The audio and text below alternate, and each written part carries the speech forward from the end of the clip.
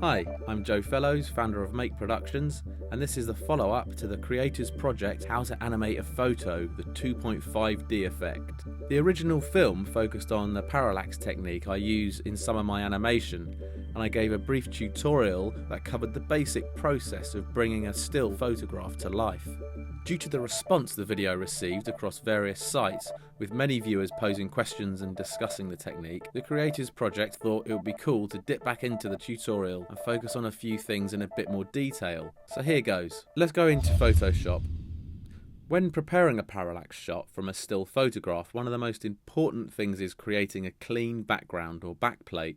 If you have the opportunity to take a picture of the clean background, then you should do so. But we're going to show you how to do it in Photoshop. You firstly need to decide what your background is. Here it's everything behind the subject, so I just need to paint out myself and the balls. I duplicate the layer, always keep an original.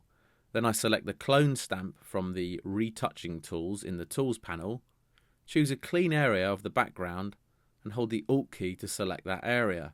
Then release the Alt key and place the clone stamp over the subject and begin copying the information from the clean area over the subject.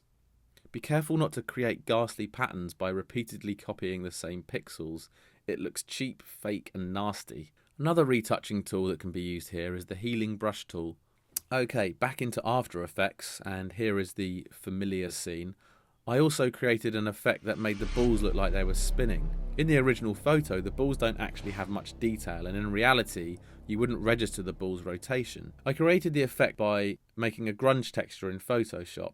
Here I was careful to include a line through the texture that would replicate the seam that is produced in the manufacturing process of the table tennis ball. So then I imported the grunge texture into After Effects and created a comp that I laid on top of the ball image.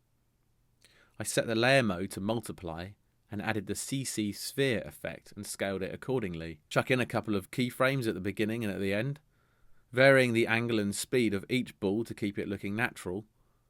And there we have it, spinning ping pong balls.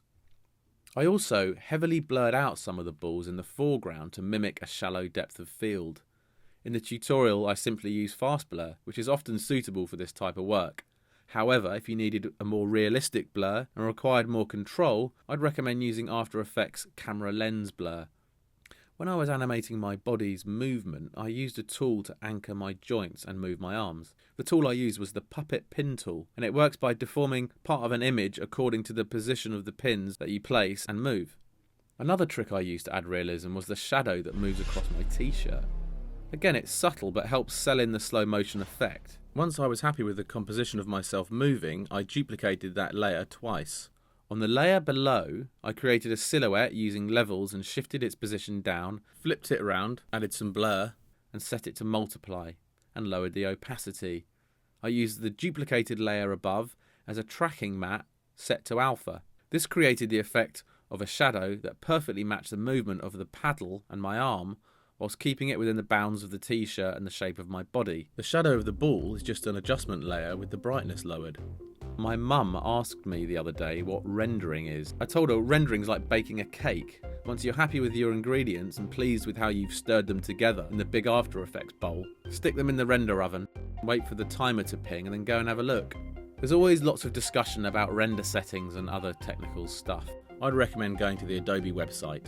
The animations of the old photos at the beginning of the film are from an ongoing personal project of mine, where I'm bringing to life my old family photo albums. Plenty of people have since showcased their own Parallax videos. We've included some links in the post that accompanies this film.